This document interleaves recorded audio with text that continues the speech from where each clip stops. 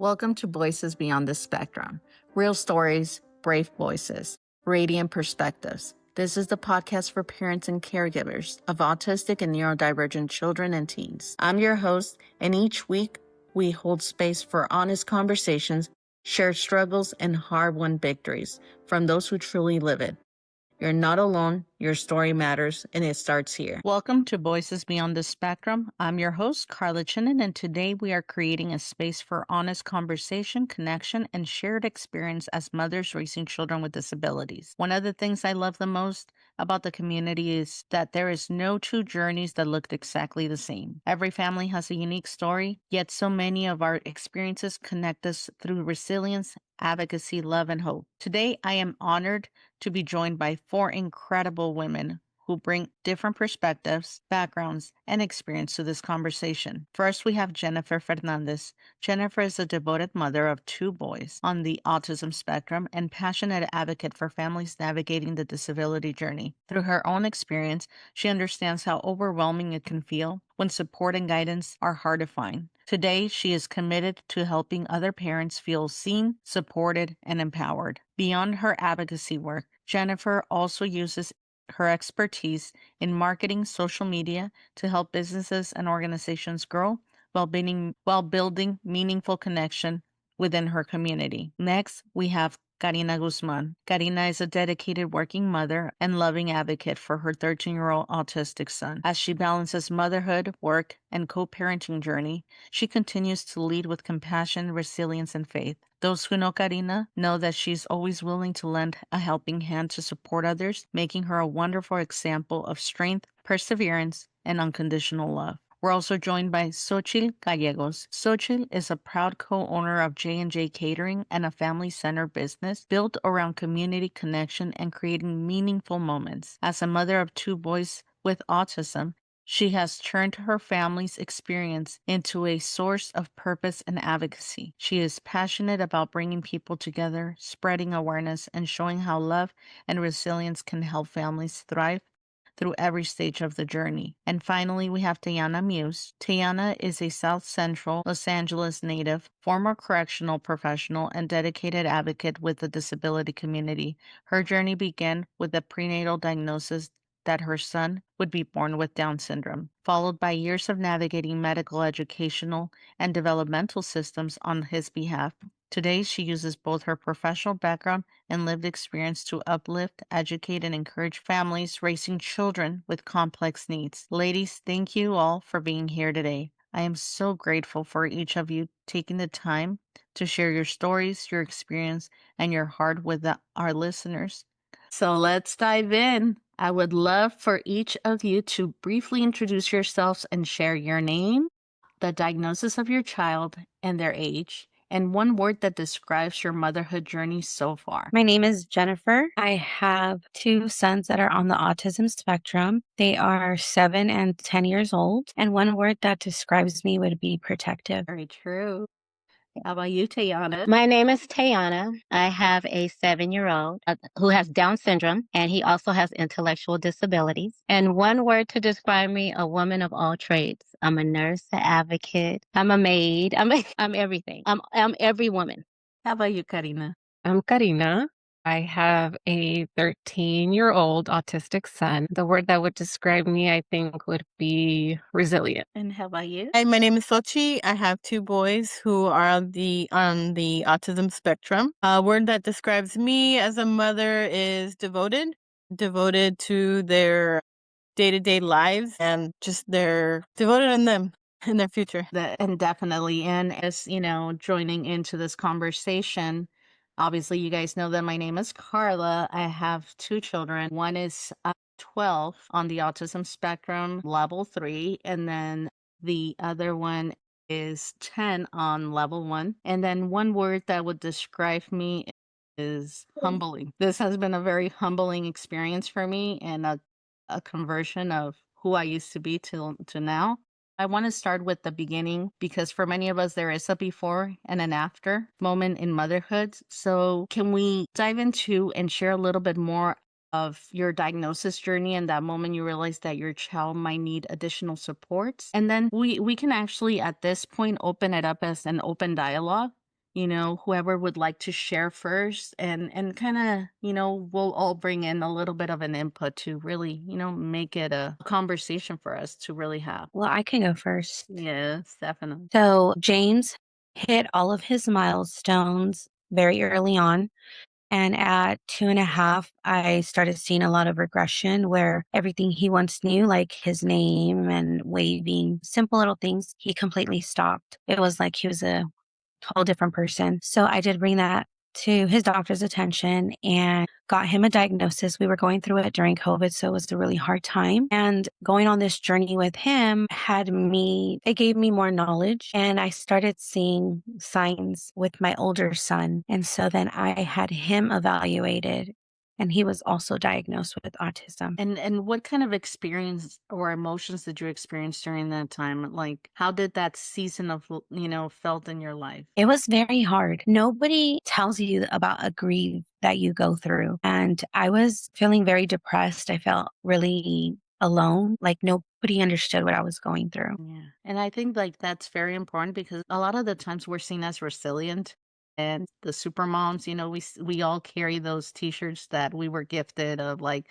you're super mom, you were chosen, on this path. But in reality, we had to step up. It's not that we were chosen. We just had to step up. And a lot of the times the emotions that we did go through, and honestly, I feel like grief recycles. Every time you hear a certain comment from someone, it comes up again. You have sometimes those family members that are not the most educated, and they'll say some comment to your child, and you're just like, back again, back to square one.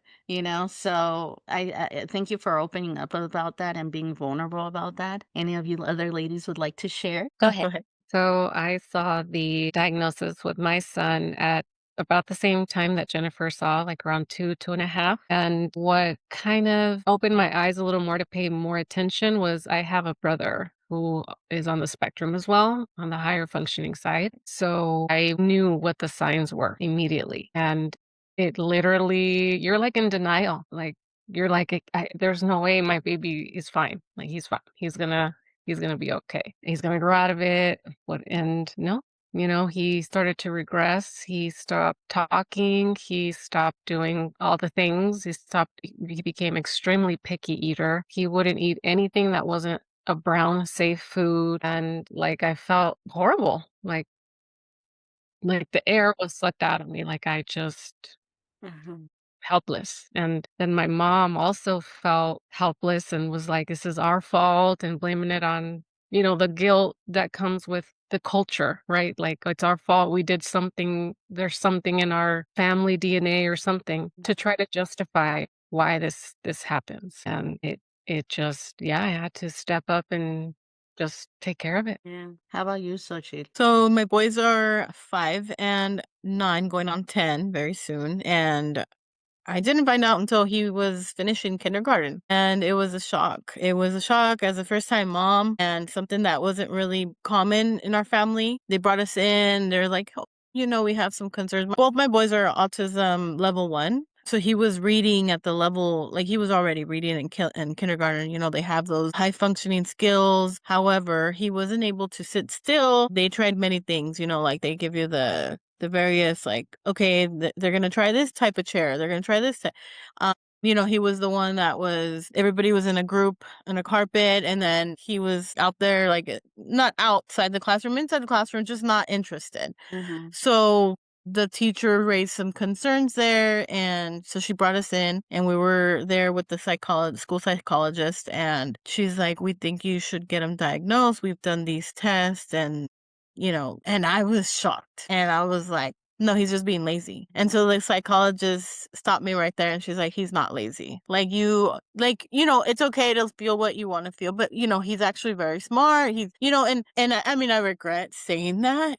I don't want to get emotional, but because I was like, no, he just does what he wants to do, but that was the day that so he was already 5, and I was shocked. I was like, no, not my baby. Like, because you hear about, okay, he's going to have some type of disability. You automatically, as a mother, you think the worst. You want to protect your child. You want to know that they're going to be okay. You want the best for them.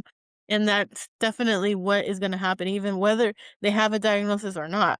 But at the time, when you get hit with that news, you're shocked, in disbelief. But luckily, he's had a great, school. I went ahead and I got him diagnosed. And yeah, he was diagnosed with level 1. And then his brother, he's 5. And we started seeing it with him just going around the table when he was about 2.5. He was a delayed speaker and he was walking on his tippy toes. He still does sometimes to this day. And at that point, we embraced autism.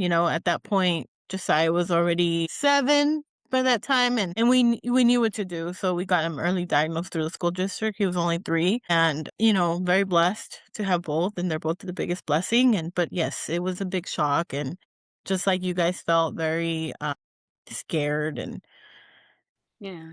alone at that moment, right? You felt like the world was spinning, and only you were the one spinning. That's what I felt. Yeah. And I think like you both of you ladies mentioned a lot the denial aspects.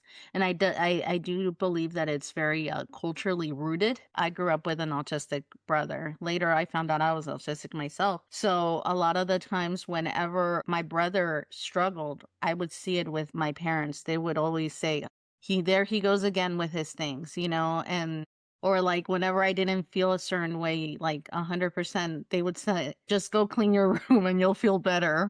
Or go wash the dishes. So mental health is very disregarded in a lot of cultures. And I think because we're raised in those environments, we sometimes tend to enter that denial stage. And it's about kind of breaking that cycle. And like you said, embracing at that point, acknowledging, because if you don't acknowledge something, you can't put a plan in place to assist. So, for example, in our case, early intervention for our kids to be able to get them where they need to be, or at least get them to catch up to their peer in wherever they do have the deficits. How about you, Teiyana? Yes.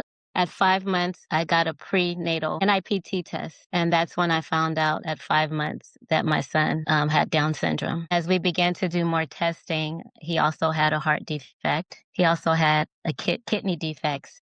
So as time progressed when he was born, I pretty much sprung into action, really doing a lot of research, connecting with a lot of support groups, meeting with a lot of families. I had a mentor who had a child who had Down syndrome. So I just really tried to connect and do a lot of research so I can understand what my new journey was going to be like. There was a lot of fear of unknown because I didn't know what was going to happen. And one of the crazy things is when I found out at 5 months, my genetic counselor really pressured me to abort on several occasions. And it got to the point where I was like, ma'am, with all due respect, that's not an option. Please do not bring it up anymore. It's not going to happen. Well, he's not going to have a good quality of life and this and that and that and this. So just the different things like, oh, he has a heart defect. Oh my gosh, what are you going to do? It was just a lot of pressure. So with that being said, we did early intervention right away. We got Inland Regional Center right away. And we've had really good early intervention teachers, but it was very overwhelming. It was very, very overwhelming. My emotions were all over the place. I think what kept me grounded is my dad and my grandmother. They were very, very supportive through the whole journey. So, yeah. That's a very vital, need when you're going through that. As far as with my situation with my kids, I had just delivered my daughter 5 days before my son's diagnosis. And I already knew he was autistic because I went on one of those Facebook pages to research the psychologist that was going to give me my son's diagnosis. And I had researched that psychologist would take around 6 to 8 months to give you that piece of paper to let you know of the diagnosis. So I was not going to do that. So what I did is I saw her whole team prior to the diagnosis. I set up appointments with the OT, speech, occupational, physical, everything basically. And they all said he was autistic. So that wasn't, I think, the hard part for me because I saw it. Like Karina mentioned, I grew up around it. So I clearly saw the signs there. What really I think got to me is when I went into that room and the ladies like, so I'm like, well, I just came here for the actual diagnosis paper. Here are the signs in a piece of paper for you. I wrote them down and she's like, well, what are you, a doctor or a teacher? And I'm like, no, I'm a concerned parent. That's who I am. So with that being being said, here's the files. And she's like, well, you need to see the specialist. I'm like, I actually already saw them. Here are their reports. They all say it's autism. So I already saved you all that time. So at this point, I'm literally here just for the test. Well, she's like, well, I have to run my set of tests. I'm like, you go do your thing. So she runs the test with my son.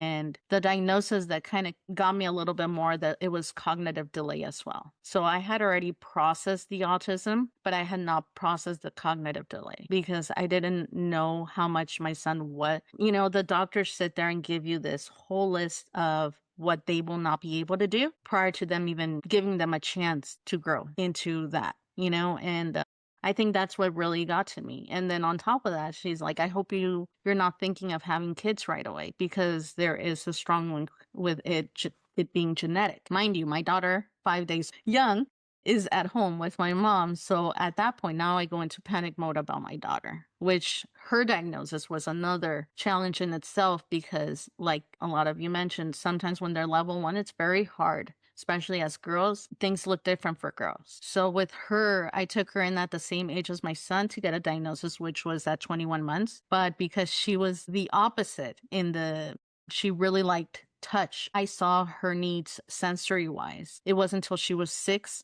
where she really regressed socially that I was able to get that diagnosis for her. And so yeah, that's how my journey was. And since then, I remember when I came home from the doctors, I go straight into the garage, because my husband's bringing in the kids and I sent him, I'm like, can you please just go to the store with the kids for a little bit? I remember just going into the garage and just crying it out, saying like, I need to let this all out because after today, I don't have time to rest. Now it's about getting whatever my kid needs in place.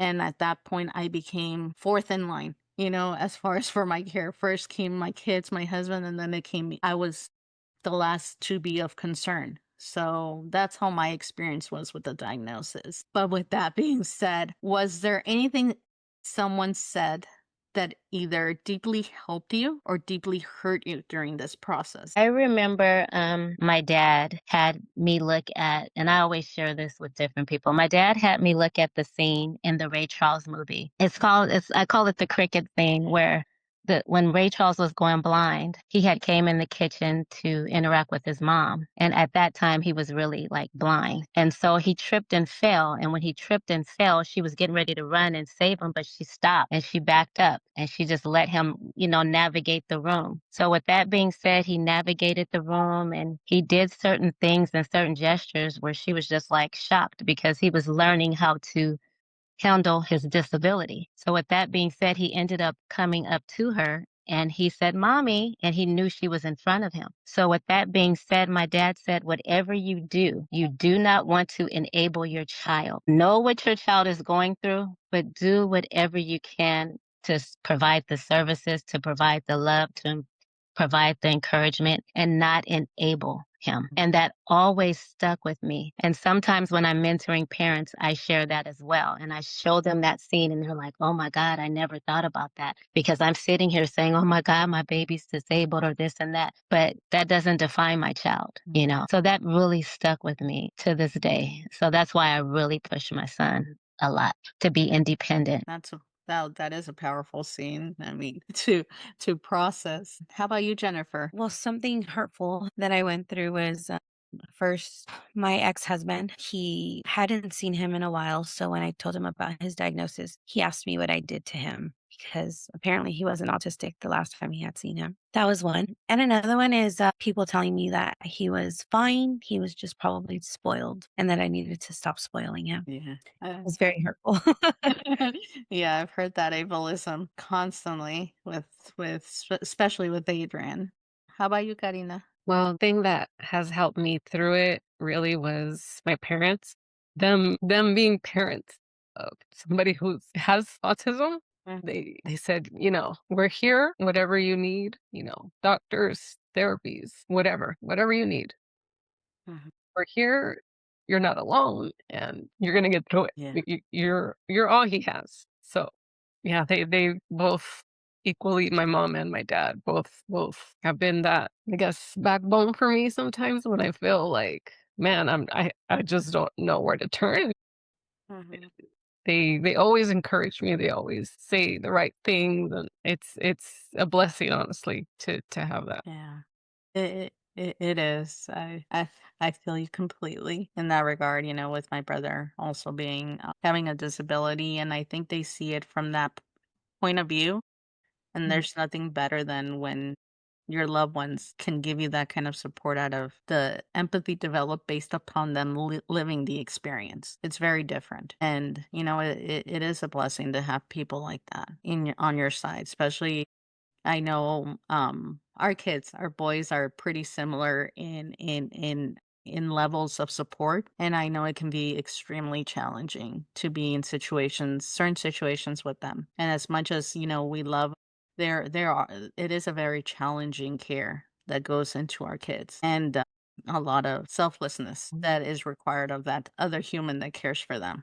So thank you for sharing that and for being vulnerable with us in that regard. How about you, Sochi? Same as Karina, my parents, as well as my husband. I think because we have such a strong bond with family, my parents and my husband, I felt supported. My mom, like you mentioned before, the culture, and my dad is still well over no tiene nada. He doesn't have anything. He's fine.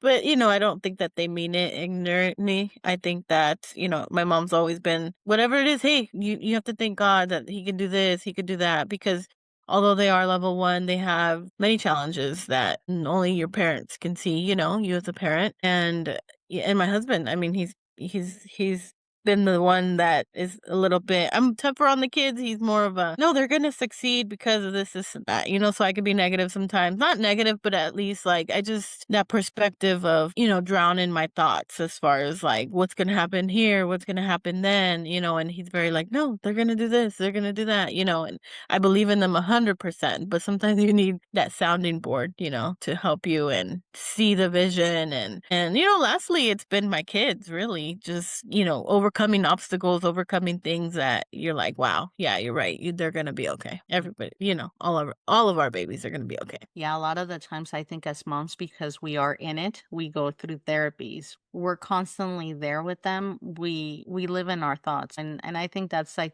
universal worry for any parent that has a child with a disability. Like what's gonna happen to our children when we're no longer there. And I think that's a consistent worry that we have in our heads, especially those that have a little bit less support. For me, it's been my mother. She's been a solid support, my father as well, and my husband. It's been a journey. It's been a lot of tag teaming in a lot of regards, a lot of self-growth in both behalves. I know when I'm overwhelmed with certain situations with my son, he steps in. Okay. So to continue the conversation, ladies, what has been some comments we all have heard those comments of other people that don't know what it's like to sometimes raise a child with a disability. And obviously, no fault to them. They don't know what they don't know. I think shining light on that and having that honest conversation, who knows, maybe one of those people will come on here on this podcast, listen to it and say, ooh, I should not say that anymore around people, and have a little bit more of self-awareness so it doesn't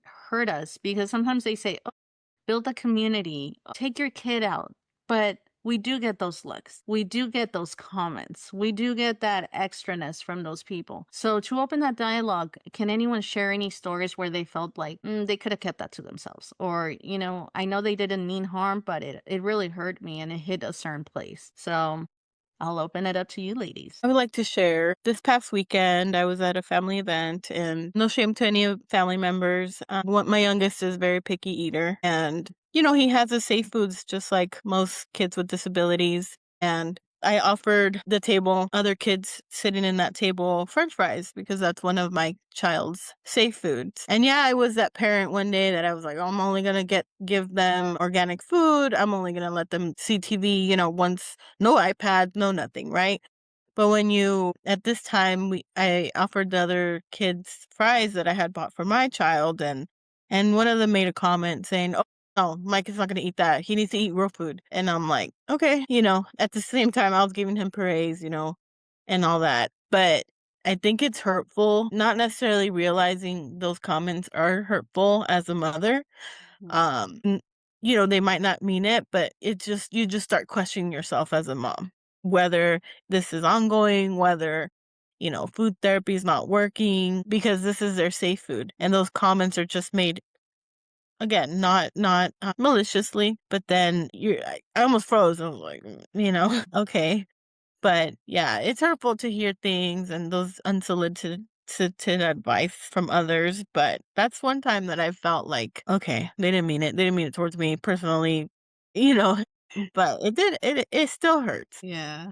I don't think people realize how much inner dialogues go inside of our heads when we're in public. How about you, Jen? I see you want to say something. It's because something similar happened to me that happened to you, but I was at a grocery store and James was overstimulated and I'm trying to hurry up. I have him, I have my other son with me. And I'm trying to go as fast as I can while also trying to make sure he doesn't try to get out of the cart. And this lady behind us, she's like, and I'm like, as it is, I'm like, I could already feel it. Like I'm already feeling his energy and then like hers. And my older son, Diego, was like, Mom, like, are you okay? And I'm like, yeah, I'm okay. I said, it's very rude for people to stare at you when you're going through something or to roll their eyes at you. And instead of having compassion for someone, like they're just like hurry up, without even knowing what my son is dealing with at that moment, whether it's, the lighting or the noise. But that was one that will always stay with me forever because I was like, I just wanted to run. A lot of the times when I'm in situations like I just want to like hurry up, pick them up and just like leave. But at the same time, I was in the middle of like packing all of my groceries. So there's been a lot of situations that I've gone through like that or where people make comments about my kids' foods like, "Oh, you're letting him eat that? Like you need to watch his weight, like he's gaining weight." And I'm like, "Well, I'm so sorry that you feel like that, but if this is what my kids want to eat, this is what they're going to eat." Another comment that kind of rubbed me the wrong way, I they probably meant well, but I went to the doctor's office and the kids were just, going crazy there. And James doesn't like the doctor's office either. So the nurse said, wow, like God gave you a lot of patience. And I kind of took that like a backhanded comment. And I was just shocked. And I know myself Mm-hmm. now that I'm, a mom and I'm an advocate for my kids. My mouth sometimes I can't control it, but I was like, I don't want it. I like his doctor, so I'm not going to say anything, but I was just like, okay, well, I'm glad it's me and not you. Yeah, I know. When Adrian was in kindergarten, there was an aide when she's like, bless your heart with your son. So now every time something is overwhelming, that's our inside joke, my husband and I'm like, bless your heart. Any other stories, ladies? My circle has gotten very small. A lot of close friends, they thought that my son just had Down syndrome, but a little bit later we thought he had autism. It was developmental delays, which is now intellectual disabilities. So he was behind in a lot of things. He started walking at 3 because of his protruding tongue and the Down syndrome. He has a hard time with drinking out of cups or sippy cups or straws. So to hydrate him very well, we have to bottle feed sometimes. He's not a bottle kid, but we just have to do that for hydrating. So I wasn't at an event and some people were like, how's Teiyana? How's her son? And this one so-called friend, I thought, oh my gosh, she's doing good. How's the baby? Oh my God, she babies her son. He's still on a bottle. He's not walking. He's not this. He's not that. And she's just saying all this stuff. So it got back to me and I'm like, this is somebody I hang with every day. So long story short, little did she know behind the scenes, the feeding therapy, the occupational therapy, the physical therapy, ABA, like therapy 6 days a week, sometimes 2 times a day. My baby overwhelmed, tired. I'm overwhelmed, tired. It's like, wow, for real? Small circle. I don't need that. If you can't pray for me and encourage me, you don't need to be around me. So that was very hurtful. But life goes on and he's thriving. And hey, that's all I can say. Amen. How about you, Karina? Did you want to share anything? Yeah, I had a situation where I went to a grocery store, and, you know, my son was literally just eating peanut butter, bread, wheat crackers every single day, right? That's all he wanted to eat. Like, and so I have to go to the store and stock up like if there's going to be an apocalypse or something because that's all he wants. So I just never want to run out of his safe foods just because I just feel like I just want to have extra. I guess it's maybe, I don't know, something in me where I'm like, I can never run out because it has to be available. Like there's no other option. So I went to this grocery store and I had like, 5 packets of bread, like all kinds of different peanut butter, like the different type of spreads, the jar, the cups, everything. And I was at the checkout, and the cash register lady, she's like, "Wow, are you gonna feed like a whole group of like homeless people, or are you making like sandwiches for them or something? Like this is a lot of peanut butter and bread." And I was just like, I'm gonna sound crazy if I say like this is for my like five. He was like 5 or 6 at the time, like my kid. Like, how do you explain this to someone, you know? And even though she didn't mean it, obviously she doesn't know, she didn't mean it, whatever. Like I felt like hurt by it because I'm like, I wish I could come in here and bring my son and be like, okay, son, like, what would you like? Like, what do you want to eat today? Or what can I make for you? Or, whatever. Like, I wish I had that. And I'm literally here buying brown food, like, Mhm. But my response to her was like, yeah, I just went with it. Like, I felt like I had to go with it to get through it without, like, breaking down. And when I left, I was just like, "Man, like, people don't really know what other people go through." Like, and I'm literally felt horrible. I'm like, "Man, I'm really trying to feed him other stuff." Everything is expensive. Like, if I buy something and he doesn't eat it, that's it. Like, I've wasted what I could have bought on safe food. And, like, that's always something in my mind that never left. And like they always put you in this position where you have to almost sometimes hide it to not break. And then later when you go home and reflect, you're just like, man, people just don't get it. You don't. And that's like very common. I can't tell you how many times I've been in the checkout line with boxes of food I never thought I was gonna buy my kid before having kids. I was similar to Xochitl. I was a planner. I planned like as soon as I found out I was pregnant with Adrian. I was already looking into private schools for him and what school he was going to attend, what kind of uniform I was going to buy him. We had already planned 20 years ahead in a lot of regards, and that's why I say for me my word was humbling. This journey really humbles us as women, and it puts a constant level of guilt on us because we don't add up to what society expects a mother to do for a child, even though they could never, a lot of these people that judge can never stand one day in our shoes because they would not know what that feels like, what the amount of emotions that we feel. I don't know about you ladies, but I know since the diagnosis, I haven't gone one good night of sleep without necessarily waking up the next day not worrying about something. So that kind of goes to our next topic, which is as mothers, especially caregiving mothers, we often kind of pour out of from our empty cups. And have any of you experienced any burnout, depression, anxiety, or emotional exhaustion during this journey? I know I have. I did. Like I mentioned earlier, I did go through that stage of grief and depression.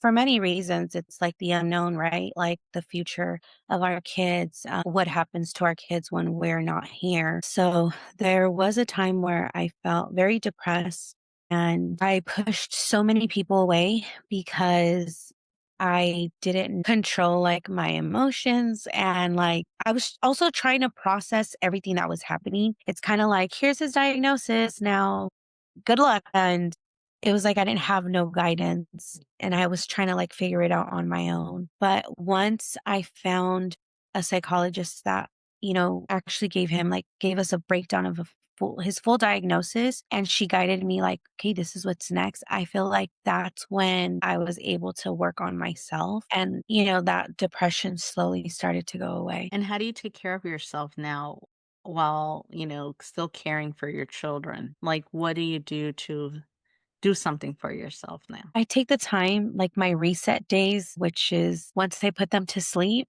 I will do something that I love, which is, taking care of my skin. Or once in a while, my mom will say, hey, I'll take care of the kids, you go out and just do something that I genuinely want to do, not what anybody else wants to do, what I want to do. And that's how I like to look at it like, let's say gasoline, you need for your car. And if your car is empty, obviously it's going nowhere. And I feel like that's the same thing with us. Like we need to have that as well to keep going. And for me to get that energy, I need to also take care of myself and do something that's going to help me come back and be stronger for them. Yeah, and I think like a lot of women feel that guilt, when they say, "Oh, I could either clean the house or go get my nails done. I can wash clothes or go take a shower." You got to choose sometimes with our children, and I feel when we finally realize that it's okay to care for ourselves. And I think it's also culturally, as women, we're always expect us of taking care of everyone except ourselves first. And you're okay running on that 20-30% as long as everyone else is at their 80-90%, and just kind of resetting those thoughts really helps. How about you, Sochi? I mean, all the time as a mom, full time, working full time and have our side business as well as therapies and trying to advocate. Like, we got recently denied from IHSS, and I know that I need to appeal, but I haven't, and not necessarily because I don't want to. It's because you're just tired of hearing no, and the time it takes, and it's like you choose, right? What am I going to choose today? Am I going to be on the phone for 3 hours, or am I going to, like you said, clean the house? A clean house makes me feel better and it gives me less anxiety. But, that's one of the things that we just got to push ourselves to continue to advocate for our kids, which we all do, right? But yeah, I mean, as a mom, I feel my kids are pretty blessed with, their abilities, but there is those invisible disabilities that, not others can see. And, like, again, like the feeding, and so all that stuff does burn us out as parents, because it's exhausting trying to introduce new foods and just constantly hearing those no's and the pushback and no, mom, no, and then, like you said, Carla, like, you know, you see your kid gaining weight and you're just like, let's go on for a walk. Like, let's make sure we squeeze that in, let's do this, let's do that. So it's just, it tends to pile on. But again, I can't say much without giving my husband praise, because we do it half and half, we split it right down the middle. And yeah, sometimes he knows that I'm frustrated and he'll be like, go get your nails done, go do this, go do that. But then I feel guilty as a mom. I feel, the side business that we have, and it's become therapy for me, doing the setups and things like that. But going out to actually like enjoy some wine with friends and stuff, I don't even want to. I like, Teiyana said, circle small, and we're planning my kid's birthday, and I haven't really took the time to invite too many people, and I will, because we really want to go all out for him. But sometimes I'm just like, do I want to invite those people that I used to invite? Not really, because it's a whole different headspace that I'm at, and what peace, and, you always have that in back of the mind. Well, do they think that, like, do you conversate with my kid? Do you check on my kid? Like, I don't know. It's just the circle is smaller, and I'm okay with that. I'm perfectly fine with that. And, my husband's more like, oh, have you invited so-and-so? Have you invited so-and-so? No, and I don't want to.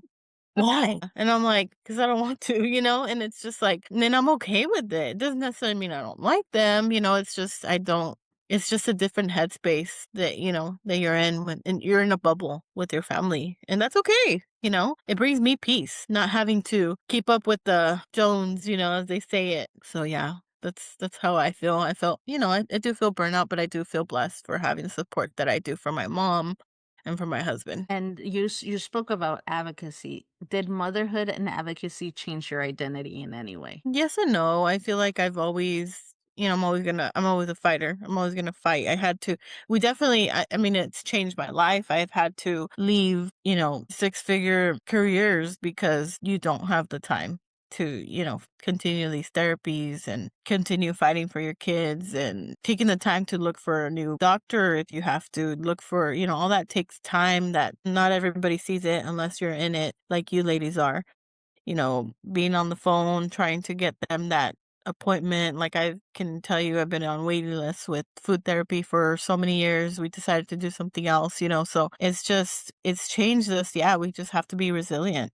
It's definitely changed me. I was a workaholic, and now I'm more of I mean, it's always going to be in me, right? You can't teach that work ethic. It's not, it's not learned, it's just in you. But now it's just pivoted more to like our kids and time, or spreading awareness. One of our things is spreading awareness and acceptance amongst our community, and doing things as much as we can for our community, and giving that, spreading the word that it's okay. Like, it's okay to be in this community of, on the spectrum with our children or family members. It's tough, but it's like we all have our little community. And like, I love this because it's like I get to speak to you guys, but I also, I might not know all you personally, but I know the journey that you guys are most likely going through and have gone through. And, we all have that in us. Yeah, I mean, I think that's why, like, I was never a person that had a lot of female friends to begin with, but the ones I did have that didn't have children, I mean, that circle got small, significantly small. And it's not till now that I'm doing the organization where I do support groups, where I do events, and I meet wonderful ladies like you that have really become a friend to me because we do see that journey. And I think that is a very valuable asset. Like you mentioned, there's a different perspective with the old friends. You're not the same person that they expected. And a lot of the people that don't have children with disabilities, their expectations of your time are very different to those that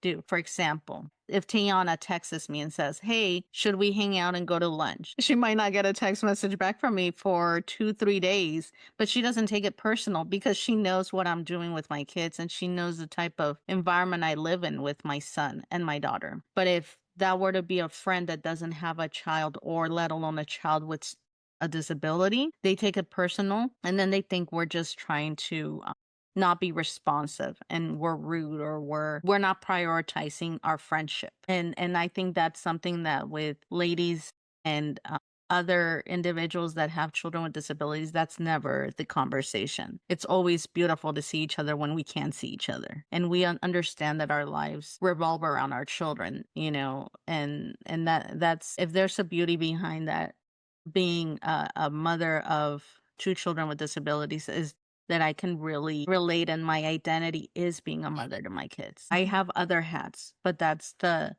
role that I really hold dear to my heart out of all the roles I am, and out of everything I am. So I think, that's a huge one. If I might add, like, it's like you almost feel better having that conversation about is, okay, well, what is my child eating, or what are his challenges at school, versus, well, where are you going on for next week for vacation, or where are you, is just, those conversations are just fine. However, there's other challenges and topics of conversation that have come up, and want to come up with the community that understands you. Exactly. Like my husband, I told him, I joke around with him because I'm like, I know I'm too much, honey. I know I talk your ear off out this organization or Adrian. And he's like, to be honest with you, he's like, I love hearing when you're on the phone, because I can imagine other husbands, they get home to their wifey and all they hear is gossip and people talking bad about each other. But you're not that. You're there talking about, like, how can I get this for this family? Or you're there sitting and talking to the mom about how they can get a certain service for their child. So your conversations are very different. And I think when you surround yourself by positive women and positive people around you that are really about a community and about understanding that there's no need for selfishness, I think as a society, we're becoming a very me type of society. So with us, I don't think it gives us that luxury to be a me type of individual, because we are all about our children and about seeing them succeed. Because again, back to the same worry, we don't know what's going to happen to our children when we're not here. So we have to do our best as we can to advocate for our children and prep them so they are taken care of for when we're not here anymore. So I think our priorities are very different to others. So, how about any of you ladies? Teiyana, Carina, you want to chime in? Yeah, on this journey, postpartum depression, anxiety, insomnia. I tell people sometimes, my son's 7, I haven't slept in 7 years. And they laugh. I'm like, no, I haven't slept in 7 years. But what's helped me is my faith. The circle that I do have that are women who don't have children with disabilities. They're very genuine and they're very sincere, and they really care about me and my son's well-being. So just conversating with them often, and then having my sister circle in the disability community, that helps tremendously. My dad, he's very instrumental. But with that being said, it's crazy because on this journey, from the time my son was in my womb and I got that diagnosis up until today, my higher power has not failed me on this journey. Everything that my child and I have needed, from housing to income to therapies, everything that we have needed has been supplied. And that's how I know that my higher power just hasn't failed me. My circle, the people that have been placed in my life, they haven't failed me. And one thing I try to do, the things that I learn or the things that I go through on this journey, if I know someone's going through it, I try to be encouraging. I try to be there. I try to mentor them. I try to give back because I know if I can do it, they can do it, or I can encourage them to do it. It's been situations where I'm like, I had to give up my career as a probation correctional officer. And right when I had the day before I had to make that decision, I got a phone call from a family member, and they told me, as when I was talking to them, they were like, "Are you okay? What's wrong? Something's wrong." I'm like, "Oh my God, I have to report back to work. I don't know who's going to watch my son and this and that and that and this." They said, "What do you need?" I don't know no, what do you need? To stay home with your child. What do you need? Can I pay your rent? A family member paid my rent for 2 years so I can stay home to take care of my child. No questions asked. That right there, I was just like, my gosh. And why I'm bringing that up is because I went on a 40-day fast and I got in a really quiet place. I didn't talk to anybody. I didn't do social media. I did a lot of praying because I needed to make decisions. Do I give up my career and walk away from my career and take care of my child full time? But if I do that, how am I going to pay my rent? How am I going to pay my bills? I have a good career. Or do I step out on faith and walk away and just give up my career and I say, thug it out, figure it out. But with that being said, right on that 40th day is when I got that phone call from my family. So I'm just so humble. I'm so thankful. And I think me going through a lot of different emotions, this is like an emotional roller coaster. But I take a deep breath and I say, if it's meant to be, it's going to be, it's going to work out. And I always have that in the back of my head. So yeah. Thank you for sharing that. Mm-hmm. I know I think a lot of the times that faith really gets us through tough situations in life, tough moments that you feel you're not going to come out of. I know when Adrian goes through regressions, those are my tough, really dark moments. And I know I have to sit there and, pray and just have a lot of inner dialogues as well as to everything's going to be okay and stay more on that, I guess, feeling blessed moment and acknowledging the blessings that I do have in my life and not really try to focus so much on what I consider at that point in time negative thoughts to kind of keep me leveled, but ultimately having that faith and having that understanding that you're not alone and there is, a higher power that will get you through things. It's huge. How about you, Karina? Yeah, I definitely share a lot with all the ladies. I experienced a lot of burnout emotionally, physically, with this whole journey with my son. I work full time. I take care of his appointments, therapies, school, form, you name it, I do it. And having a corporate job and trying to move up and make more money to help with it's just me. So trying to make a better life for him, try to save to get things that he might need, and the burnout is so real. Like it's I don't know how I did it, honestly, but what really kept me motivated through all of that was I had my parents, the help of my parents. If it was anything that I needed or I was short or whatever the case, like no questions asked, it's there. And, doing ABA every day after, like I would get up, go to work, do what I had to do at work, deal with work stuff, drive all the way back, literally jump into an ABA session till almost 7:30 at night, do nighttime routine. His sleep was crazy. He would sleep for 2 hours, get up, try to, hopefully he makes it to school today. I had to rely on, his dad to get him to school because I was working and stuff. So hoping that he would make it and have a good day, and I would get the call. I would have to leave work. They didn't understand my job. Gave me a lot of hard times, I guess, because they don't understand, like they don't know. And I wasn't there long enough at this place back then to have the FMLA where I can, leave and be protected. And so that also was so stressful for me that first year. I don't know how I did it. I don't know. And once I finally got that, it still was hard though, because I had to leave work and then I was messing up at work and I was making, mistakes. And I'm like, man, I feel like I'm failing everywhere because I'm being pulled every which way. And my most important job is this child. He needs to be okay. He needs help and I need to get it for him because there's nobody else. Yeah. And when I would see the progress, the ABA and the speech, and he's making progress, like that to me was enough for me to keep going. I'm like he's getting it. He's getting better. I'm seeing the progress and little stuff, but to me was ginormous. At least he wasn't crying all the time. We were able to figure out, okay, well, how can we learned as well, like through the ABA and like what certain things mean or whatever. And that burnout that I felt didn't even exist when I saw like that progress. Like I was just like, I don't care if I slip an hour and a half doing the programs. He's meeting the goals. He's this, he's that. What? I don't need sleep. What sleep? Like he's doing it and I'm proud of him and we're going to get there, buddy. Yeah.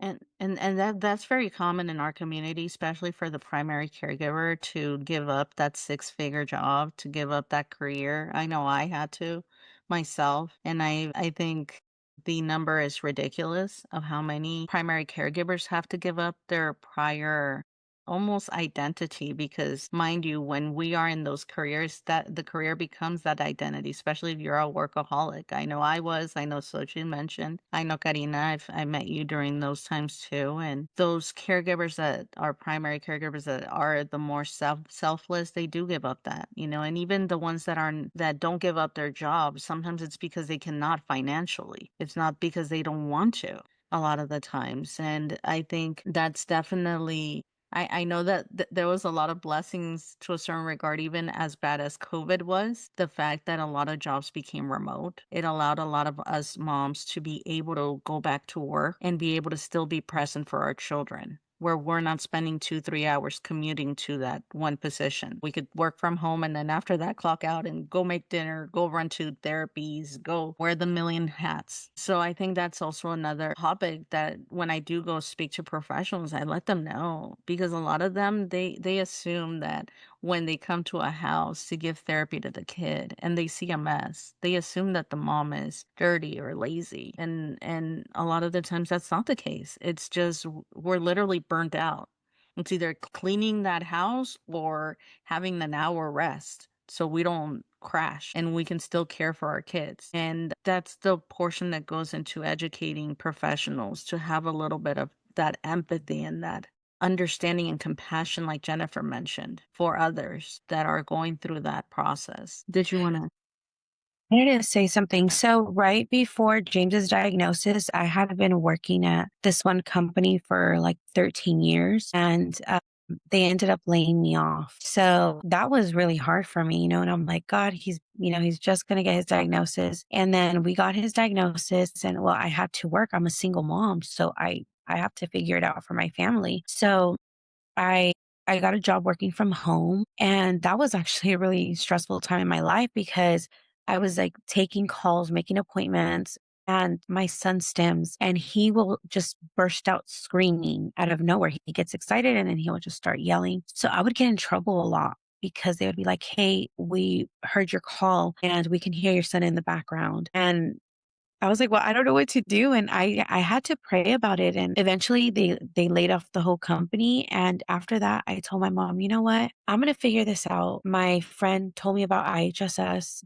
That's a whole other topic, but it took me 2 years to be able to qualify. But in those 2 years, I said, I'm not going to go out and look for a corporate job because I can't. My kids really need me. They have therapy. So I had to find a way to be able to make extra money. And thankfully, I was able to. And it was really hard for those 2 years and until we were able to get IHSS. And I'm not saying that like we can live off of it, IHSS, because, I still need to work, do little side jobs to be able to like bring in more. But I would do it all over again because I'm able to be accessible for my kids. And again, it's only me and my mom and my stepdad. They're my village and they'll help, they'll step in. But at the end of the day, I'm their mom. So I'm the one that takes most of that, and so if I have to be here and be available for my kids, I'm going to do it. Yeah, definitely. And before we close, I want to leave a space of hope for families. What keeps you going during difficult moments? And I know you ladies mentioned a lot of faith, but what other little things keep you going? And if you could give advice to your moms, the new moms that are starting this journey with the diagnosis, what advice would you give them? So I'll start with Teiyana. What keeps me going is seeing my son meet those milestones. He's such a strong 7-year-old. It's absolutely unbelievable. It just really keeps me going. One thing that I want to say to new parents, educate yourself. Don't isolate yourself. Try your hardest to become part of a community. Once you become part of a community and you're in a circle of people who are going through what you're going through, it allows you to breathe and say, okay, it's going to be okay. And also being part of that community, you learn from each other, you encourage each other, you're honest to each other. So just being part of a community, and just always being encouraged, regardless of what you think it looks like. Just try your hardest to provide for your child in the best way that you can. Thank you, Teiyana. How about you, Karina? I would say what keeps me going is this bond that my son and I have built over these 13 years. It's so beautiful, it's so strong, it's so present. It's almost like a language that only him and I know or him and I share. And what I would tell a new parent would be just don't give up, keep researching, keep looking, don't take no for an answer. If you feel it in your intuition that something is wrong or they need extra help or whatever it is that you feel like, you get it at whatever means you have to, don't give up and make sure you speak up in meetings and IEPs and doctors' offices and therapies. Like your voice is their only voice. So just don't give up. Thank you very much. How about you, Jennifer? My boys definitely keep me going. I push forward every day for them because they need me and I'm going to speak up as loud as I can for them. Mhm. My biggest advice would be pick and choose your battles. It doesn't matter what anybody else says. You're their parent. You're always going to have their best interest. If something's wrong, you're going to know. And just like Karina said, don't take no for an answer. Thank you. And you, Xochitl? What keeps me going are our two boys meeting those milestones, like Teiyana said, and seeing them wake up so happy. My kids love God and they love so much and they live a different life. Like they think the world, is kind. So that just keeps me going. I want to keep continuing, whatever it takes for them to keep going as far as learning and having the ability to be who they are and be proud of who they are. And one of the advice that I would say to a new mom is you're not alone and accept it, because as a mom, from somebody that was in very much denial at first, I would do that all over again.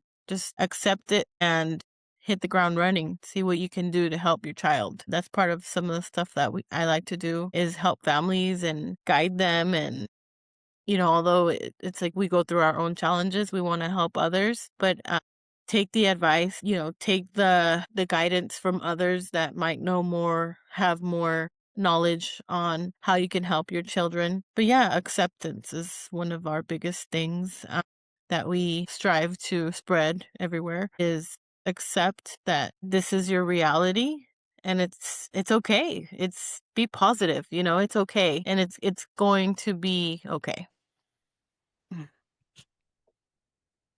Thank you all so much. I think conversations like this matter because there are other mothers listening right now who feel invisible, exhausted, overwhelmed, or alone. And through your stories, they're reminded that they're not alone, that there are other ways to see things besides how sometimes a professional might state. Xochitl mentioned being in that denial and hearing other mothers that have been there. Maybe that will help a mother not be in denial so they could get that early intervention services, or educating yourself, like Teiyana mentioned, and making sure you're aware of that, of educating yourself. Jennifer, what she mentioned about choosing your battles. At the end of the day, you know your child best. And what Karina said about, focusing on creating that bond for your child and being that voice for your child. Because at the end of the day, you're your child's best advocate. You're the voice for your child, and no one can tell you otherwise. So thank you again for helping us create that space filled with empathy, truth, compassion, and community. And to everyone listening, thank you for joining us for this powerful conversation.